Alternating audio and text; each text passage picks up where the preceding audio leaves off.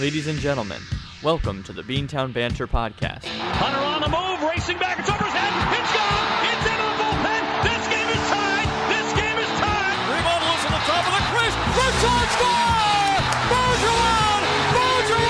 Driving forward, diving to the goal line! A touchdown! And a title! Anything's possible.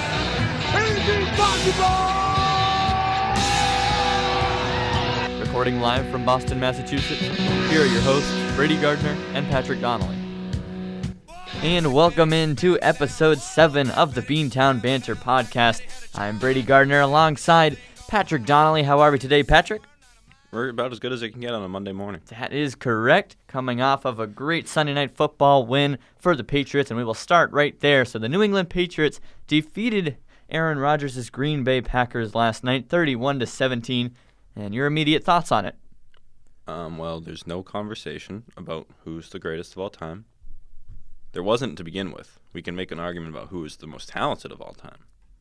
But This is the greatest we're talking about. Well, we're diving right into it there. No, but I thought it was a good win. I mean, obviously, you don't want to see James White get hurt in the first half there. He did come back, and he did do solid when he came back. But you saw Cordarrelle Patterson step up in his absence with some huge runs there, looking like, what was it? There was that way back when Gronk was running, and he had 5 players draped on him. That happened last night. And They tried to pull him down by his shirt. They couldn't. And it just shows how fast this guy is. Mm-hmm. So I think he's going to be pretty important to this team going forward.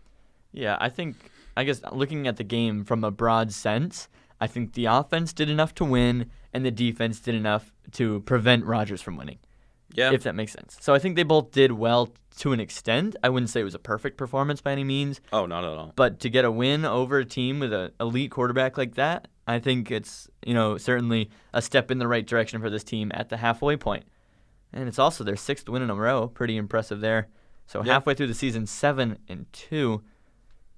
Pretty impressive from the Pats. But you mentioned the running game, and I think that's probably the biggest takeaway here. So Sony Michel apparently did try out his leg early ahead of the game, but him and Gronk went warm-ups. I don't think there was ever a chance, really.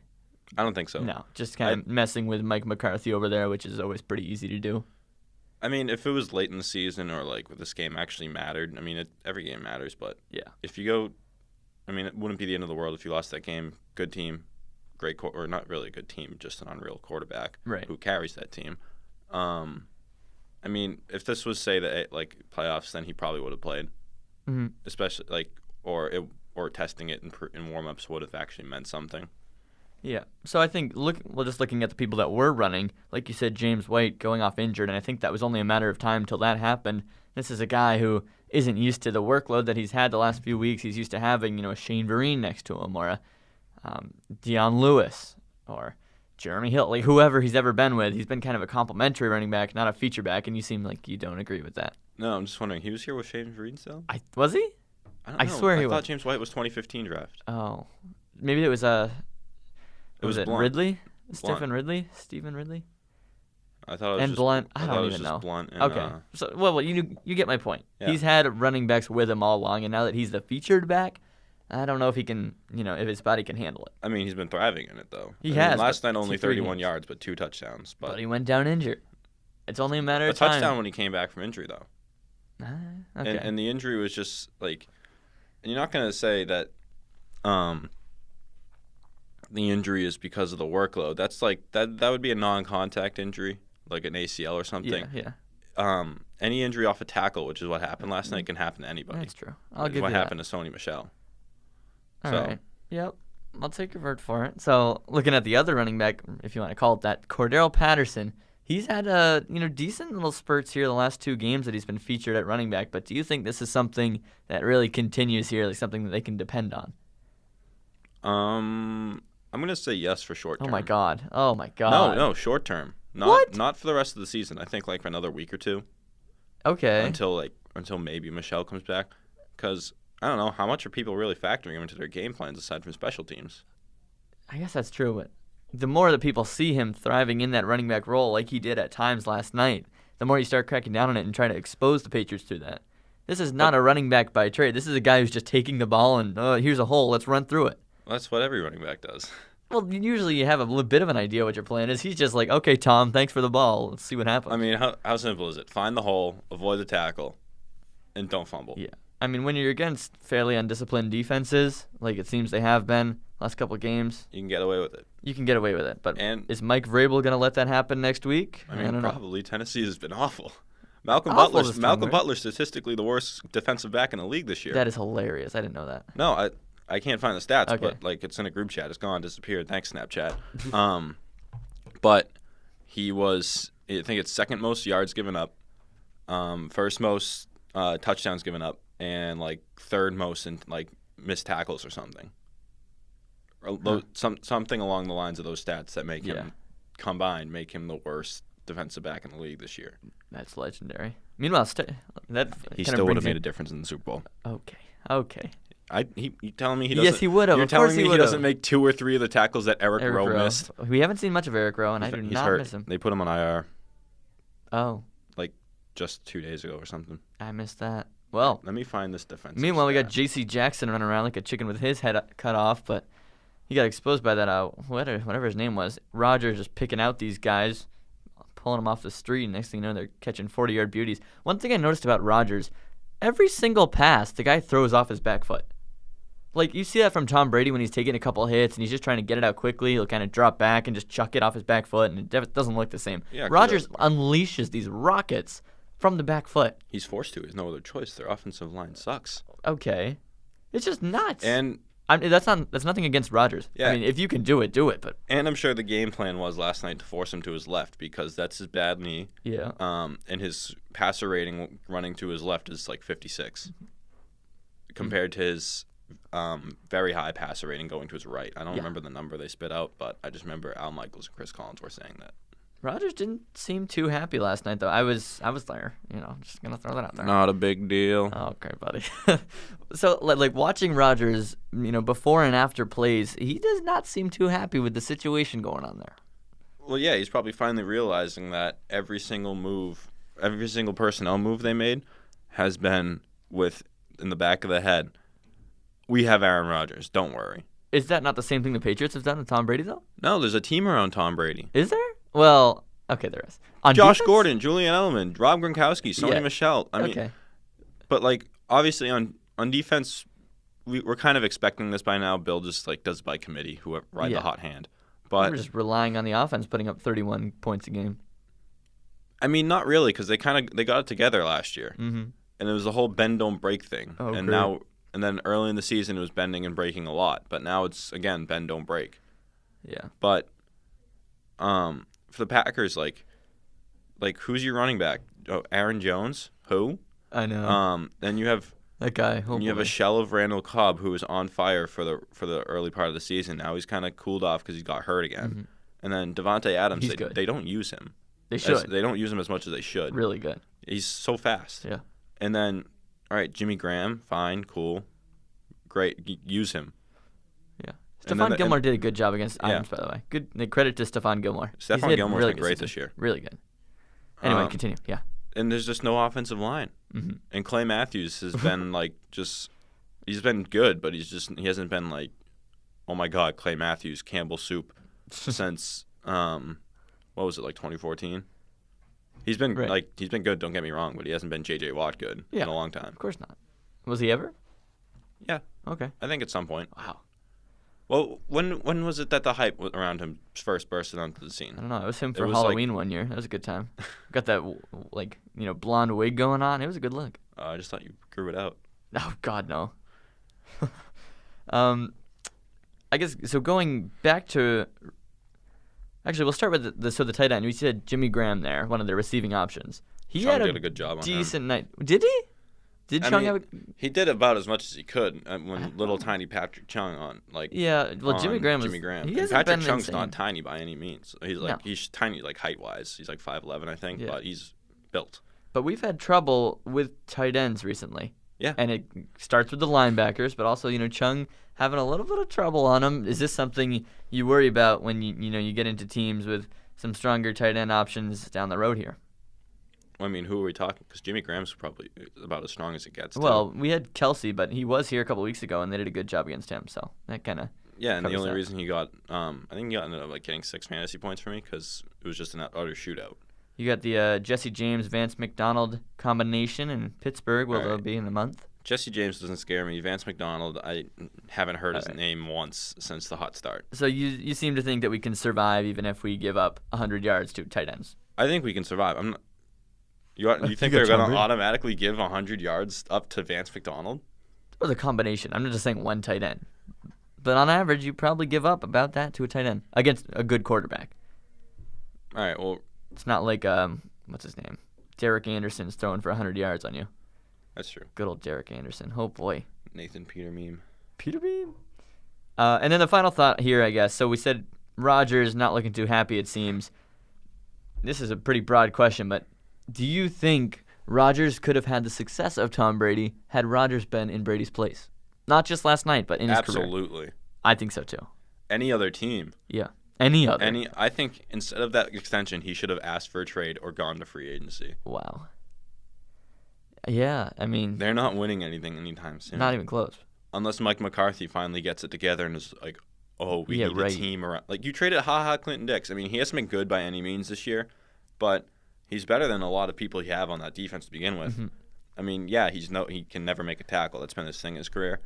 But he's like, they had the rookie who's been unbelievable this year. I don't know his name.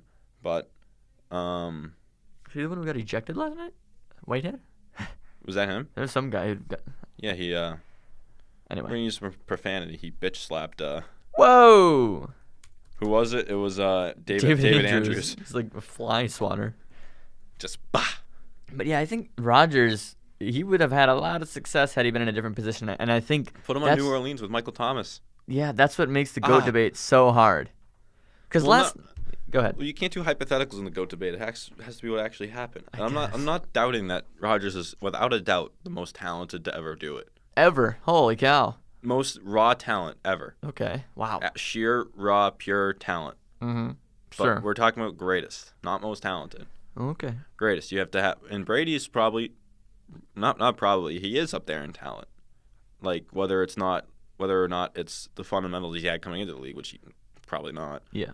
And just like IQ, clutch gene, and developing himself into what he is now, because he pretty much did it himself. Mm-hmm.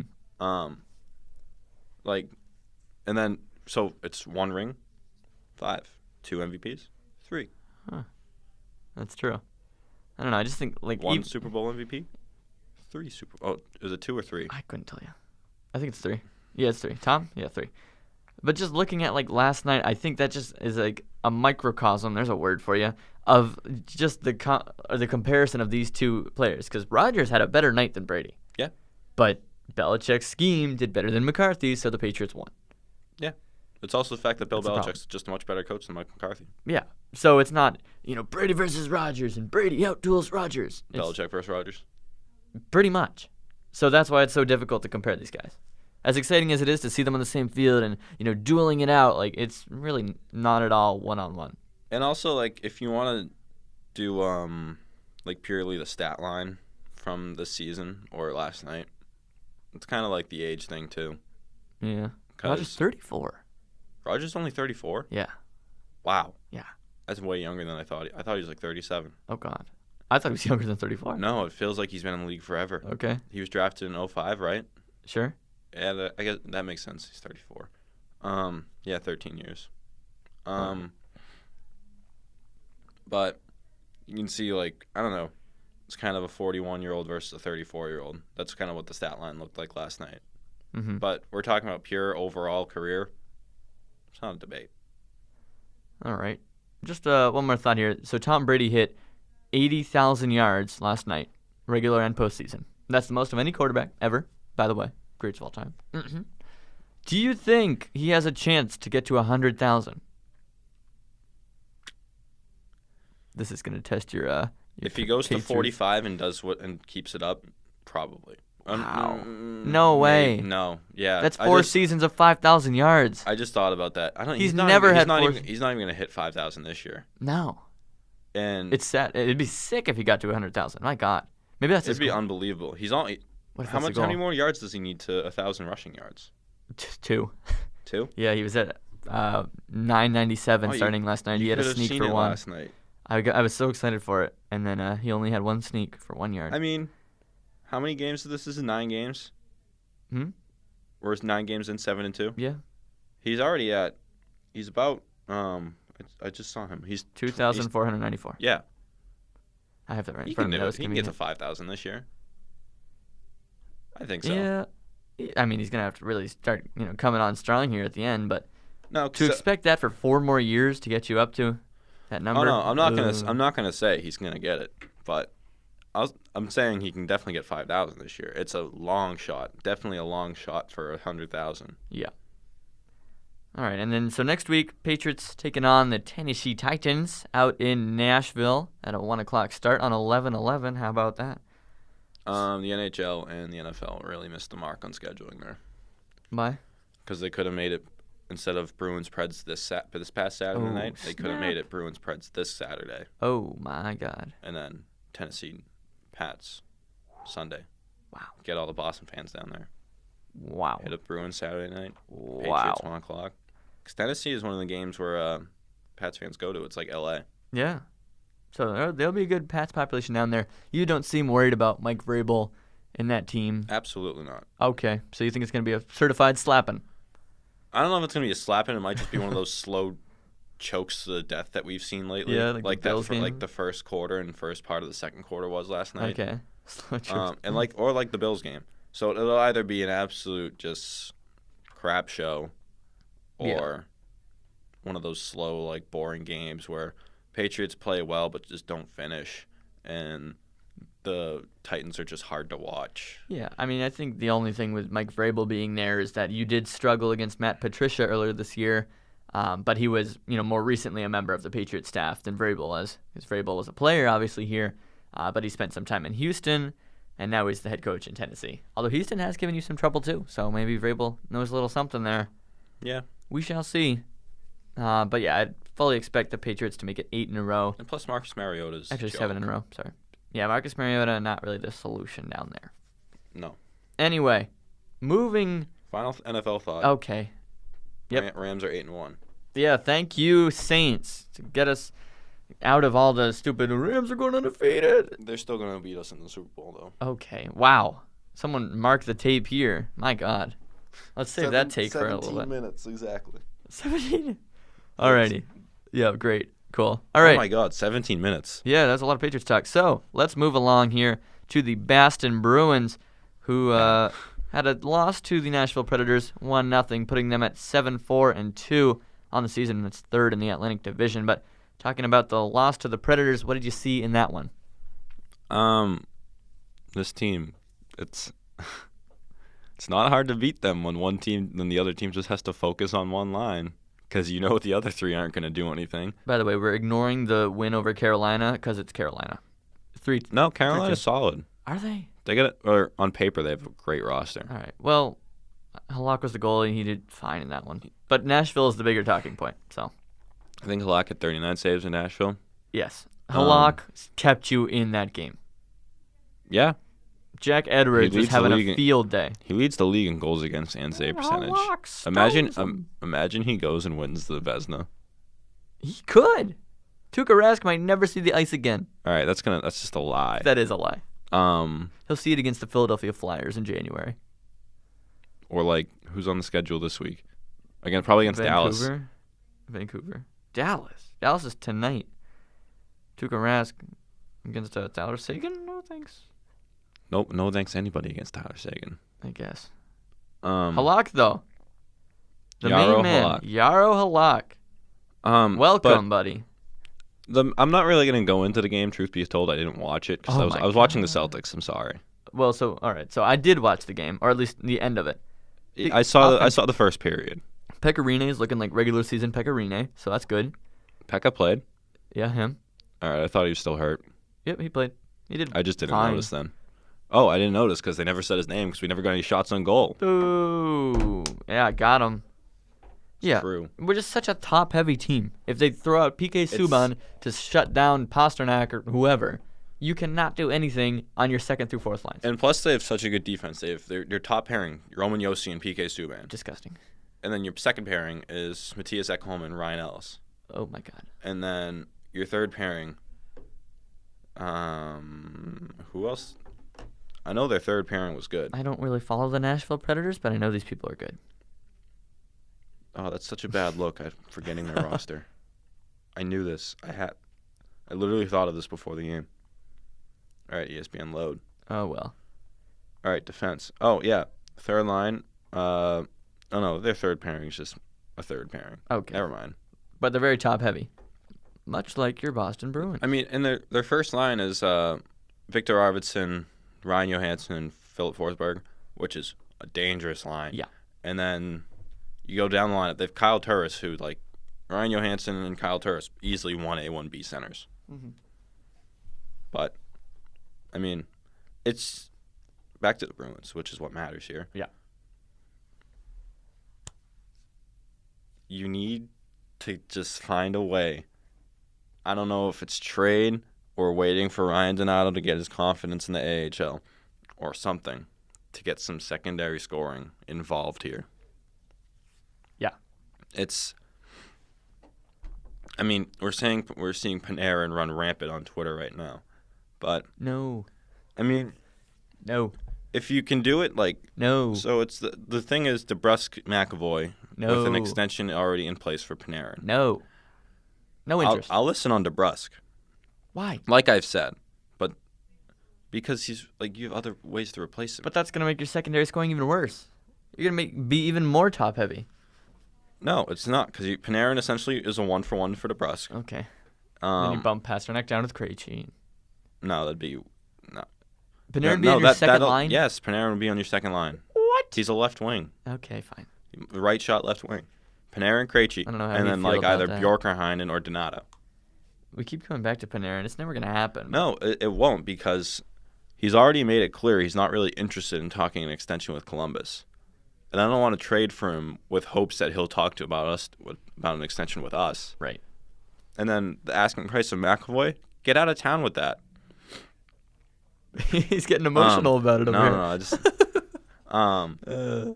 like it's such a steep asking price for like he's already a top pairing defenseman at 20 years old. Right. And his projection is Drew Doughty. You think about how good Drew Doughty is if he can stay healthy, I guess.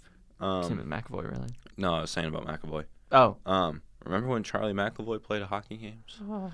Remember when the Boston Bruins scored hockey goals in hockey games? Oh my God.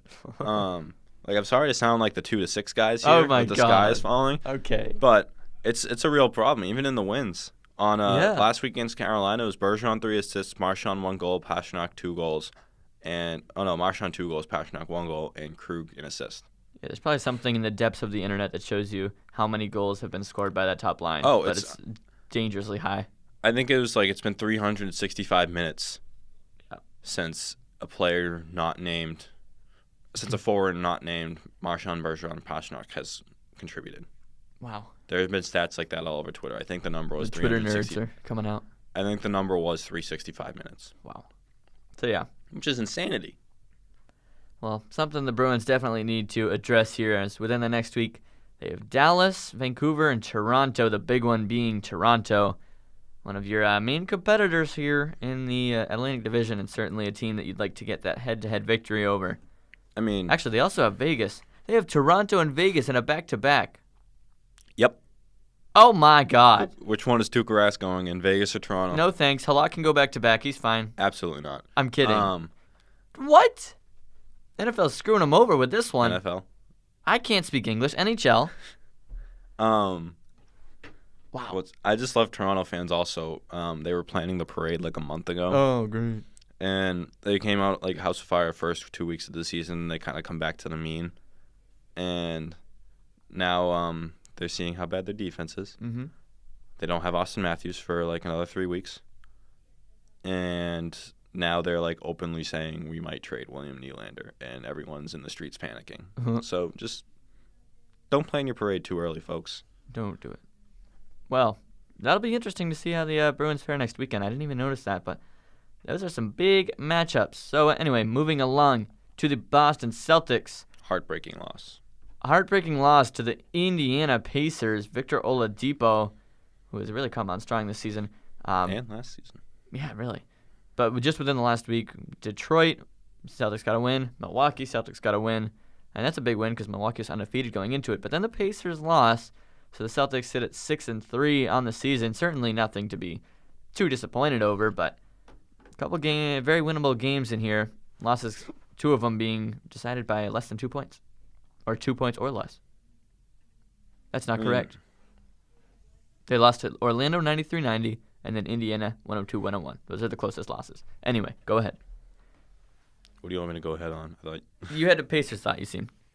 No. No. I mean, well. it was just. Oh, it was. I turned on the game, and right away they're in an 0-7 hole. Yeah. And we're 4 minutes into the game, and this team was already 0 for 8 on threes. So many slow starts. 4 minutes into the game, we were already 0 for 8 on We were threes. getting clapped by the Bucks in the first quarter last time.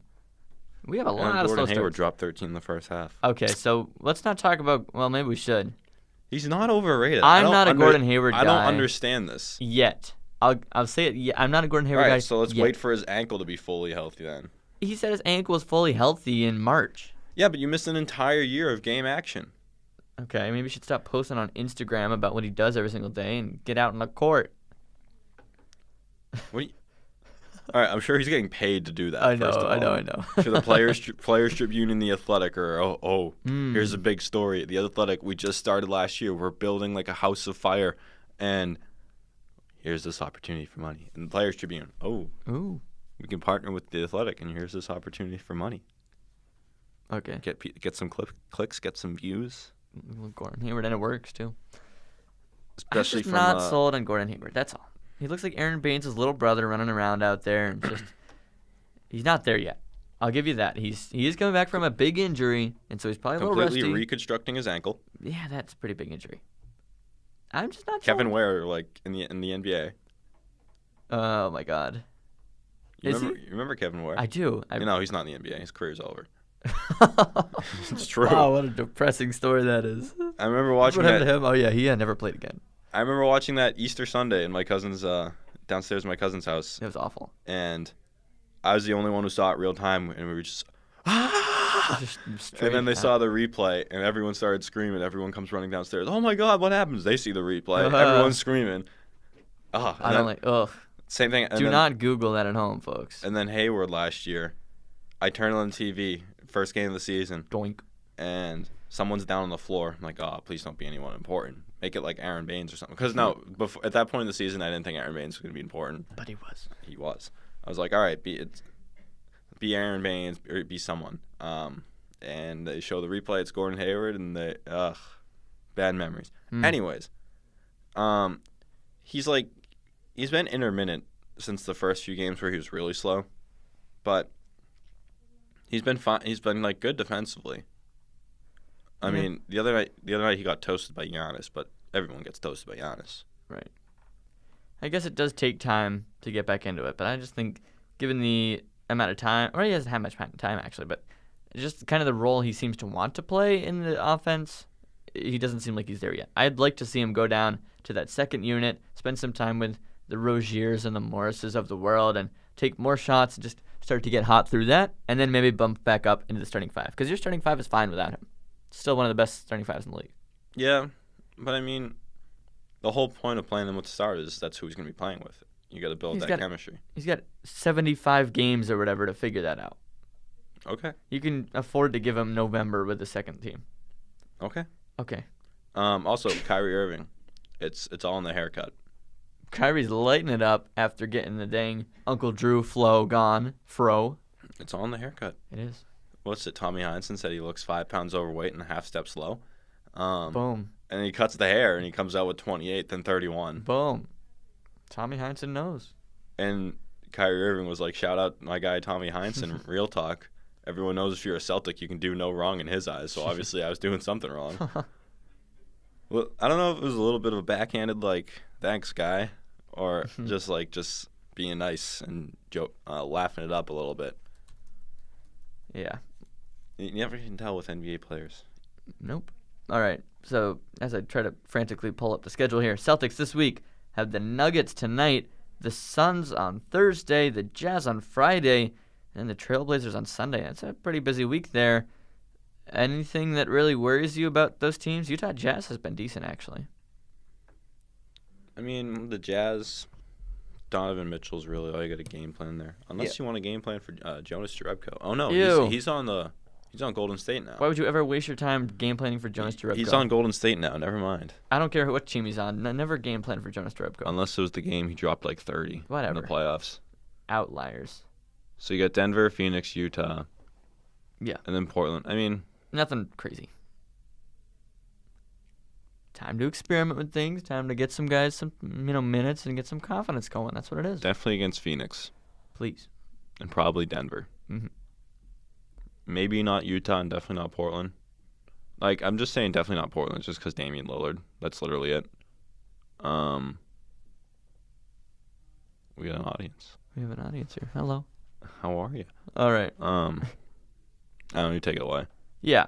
So I think moving into our final Boston team here, as I do have a little exam to get to. Whew. The Boston Red Sox, obviously coming off their World Series championship, had the Duck Boats parade earlier this week. We were both in attendance. Good times there. Nothing really to go into because we don't talk about parades, Mike. David Price. Terrible, Mike. I hated it. Okay, that's a better impression than I had. David Price confirmed that he will be sticking around here. He is opting in, and that makes things a little spicy with the contracts. We've talked about it before. You've got a lot of guys to re-sign. So I guess just taking it in a general sense, are you happy David Price is staying around? I'm just like meh on it. I'm not happy, nor am I like mad. Yeah. Because it was kind of obvious with the money he was gonna stay, get paid. Yeah. I mean, Martinez next year, it's a different story because he might be able to go somewhere else and get money. But I mean, if he can do it again next year, by all means. And then if he doesn't, and it turns in the same story, and then it's just whatever. But in baseball, I mean, I know there's a luxury tax, and I know there's this whole. It gets real complicated when you get to the luxury tax, and it's really there's no hard cap, and really about as hard as cap as you can get is when the owner says stop when you get to the luxury tax. But I don't know, much money doesn't really mean anything to me in baseball. There's no cap. Yeah, I guess so. And I know there's luxury tax, but this is such a soft cap. This is a team that has not wanted to pay luxury tax before, though. That's true. I just find it hard to believe. Like, would you really let that get in your way when you say, like, oh, I do like Xander Bogaerts, but I don't want to go over luxury tax. So see you later. Like, how can you bring yourself to do that? Oh, I can totally see that happening. Yeah. Oh no, I mean Larry Lucchino's not really in the fold anymore. So. See ya. It's hard. I mean, you want to say yes, that they'll do what they need to do to keep this team together. But at the same time, it's, the luxury tax. Oh. Ooh. Right. The spooky spooky season's over. The scary luxury tax. But I don't know. It's really just do what you got to do. Sign these guys. Sign Mookie Betts. That's first priority. Yeah. Well, we'll have plenty of time to discuss all these signings, so we want to... What? Hot stove, though. MLB trade rumors, which Yes. is usually pretty reliable. So that'll bring us into more national news here. Go ahead, your rumors. Predicts that... What the... Hello? There's a classroom next door. Bumping over there. Predicts that Kelly, Eovaldi, and Kimbrel will walk, and the Red Sox will sign Andrew Miller. I only want Eovaldi. Kelly's too inconsistent. See you later. Kimbrel, he was fine in the regular season, but never really did in the postseason. Bye-bye. Yep. But you need Eovaldi. Just no. depth that It wasn't Eovaldi, was it? It said Pomeranz. My bad. Okay, yeah, no one cares about Drew Pomeranz. Bye-bye. I still want You Kelly. need Eovaldi. You want Kelly. I would take Andrew Miller over Kelly. We had Andrew Miller at one point. Yeah. He was garbage because he was hurt. And it was still early in his career. But he's been sick out in Cleveland with good old Terry Francona. Yep. So, get that guy. Oh, my gosh. Please. Other highlights include Bryce Harper to the Dodgers. Yeah, so these are our national stuff. For 14 years, $400+ million. That is insane, by the way. That's a lot of money. And then Manny Machado to the Phillies. All right, go suck some eggs. Predicted for Machado is 13 years, $390. Jeez. All right, okay. Okay, good for you. And then Josh Donaldson, the Cardinals, the skeleton of Josh Donaldson. Yeah, poor Josh Donaldson. So good in Toronto and just ugly ever since. But yeah, Machado and Harper are the big names this offseason. I think so. The San Francisco Giants are in on Harper apparently. Apparently, he's been their number one guy for the longest time. I want to see him there. Just Really? launching those homers into McCovey Cove. Oh my God. Into the Bay. Into the Bay. That would be sick. But what team did you just say? To get him? Yeah. The Dodgers. Ew. Why? And that doesn't make sense though, because already. Yeah. I mean, here we go with the luxury tax. Yeah. I mean, I just said about the luxury tax, but they've been clearly trying to get under the luxury tax for many years now, with not that many big names and a bunch of young talent. Yeah. Well, I think obviously he'd help them. I but think the Phillies have been targeting him for a while too. Well, the Phillies are in on everybody, but they're just always bad. They were decent for stretches this season. They were good until August this year. And they just boom down. I feel like Machado would get really frustrated there really easily. Yep. Because Philly isn't a great baseball town. Nope. They won a title in 2008, was it? Ryan Howard and all those years. Yeah, I think But it was either 08, 09. Phillies Chase Utley, MVP. Chase Utley, what a man. But they have not been good for some time here. And I feel like Machado would just waste away there, which if you're a Red Sox fan, you might have some pleasure in seeing. You might relish, yes. Although that's an NL team that you'll play once a year, it kind of ruins the drama of it. If you even play them, if they're on the schedule. Right. Well, we played them once this year. I thought we had 2 series against them this year. 2, One there, okay. one here. I don't know. It's insane to me that you can play 162 games and not get around to every team in the league, but that's a completely different story. I know. Same thing. No, not really with the NFL. It's only 16 games. Yeah. Fine. Do you mind if we do a little debate here? Okay. All right, I don't know how much of a debate it'll be. Sure, go ahead. But it was clearly a debate yesterday with some other buddies. Oh boy. I I bet you. So. Well, yep. Go ahead. Is Dustin Pedroia overrated? What a statement. In his prime, he wasn't. But when He is did now. his prime end? There's no reason for him to stick around now. Yeah, I said as of right now, currently in Boston, You don't need we him. treat him like God, and he's not. He's not. No, he's not. And it's nice. And it's will he ever be healthy again? He's like this generation's of Jason Varitek. Was Varitek that good? No. But he was such a leader and such a face for the team that people liked him. Yeah, and it's like we haven't argued that he's going to be there with the glove, but I mean the bat has been suspect since his MVP campaign. Right. I mean, yeah, that's a bit of an outdated debate there. You can tell your buddies. Yeah, kind of. I mean, turning back the clock here. So then it turned into oh boy, our Chase Utley and I mean we agreed Chase Utley will be, but will Pedroia be a Hall of Famer? Oh man. For the WAR numbers for Hall of Famers, Utley is 11, and pretty much everyone inside the top 12, aside from Robinson Cano and someone else, but Cano's still active. So it's 2 active guys and someone else who are not Hall of Famers in the top 11. Yeah, Utley will for sure. And then Pedroia's tricky. Pedroia is 19th, but there are also guys below and above him outside of the top 11 that are Hall of Famers. He won 2 titles, right? 2 titles. We don't count this year. He wasn't on the roster. 3 with an asterisk. He'll still get a ring. We love an asterisk. He'll still get a ring. He will? Yeah, he's in the club. He is in the club. The front office guys, the secretary is going to get a ring. So everybody gets a ring. Everybody gets a ring. Everybody gets a ring, Oprah. He'll get a ring. Yeah. And it will be as big as an actual player's ring too, just because he's Dustin Pedroia and he's the unofficial. He was the unofficial captain. Yep. I don't know. All right. Ian Kinsler is also 18th. My God, Ian Kinsler got a gold glove. And he just won his we gold didn't mention glove. that. So JBJ, Mookie Betts deserved gold gloves. Ian Kinsler? I mean, who are the other nominees at second base? That's a good question. Not many great second basemen in the AL. Who won AL first base gold glove? I mean, really? Steve Pearce? No, he didn't. He wasn't a Can you nominee. imagine? I mean, Mitch Moreland and Justin Smoke had 3 hours combined. Who won it then? Guy in the A's. I don't remember his name. Good old A's. The A's had 2 gold glove winners, at least that I know of. They had 2 in the infield, 3rd and 1st. I have a test to get to. We got to wrap this thing up. All right, we'll find out who won, and we'll just say. Yeah. Oh, no, Yeah. Arenado won. Surprise, surprise. Also, pitchers getting Gold Gloves. Interesting. First base, Matt Olson, Athletics. Who are you? I don't know. Justin Smoke and Mitch Moreland had 3 errors combined. And I know Mitch Moreland kind of lost his job towards the end of the season to Steve Pearce, but I thought isn't fielding percentage and errors supposed to matter in a defensive You award? would think. Also, the runners-up in the second base one was Jed Lowry, good old Jed in Oakland, and then Runid Odor of the Rangers, who's more known for his bat than he is his fielding. Right? Oh yeah, Kinsler by a mile. Yeah, there's not much competition there, but I don't know. I guess I'm remembering Kinsler's big error there Bill in Buckner. Game 3. Bill Buckner. Kinsler, what are you doing? But, yeah, good season for Kinsler. Obviously, good pickup the majority of the season for the Sox. Yeah. But just that one error that people kind of remember because it was his last action. Was Benintendi runner-up in left field? Do we know? I know he was a finalist. Scroll. Left field. Who won it?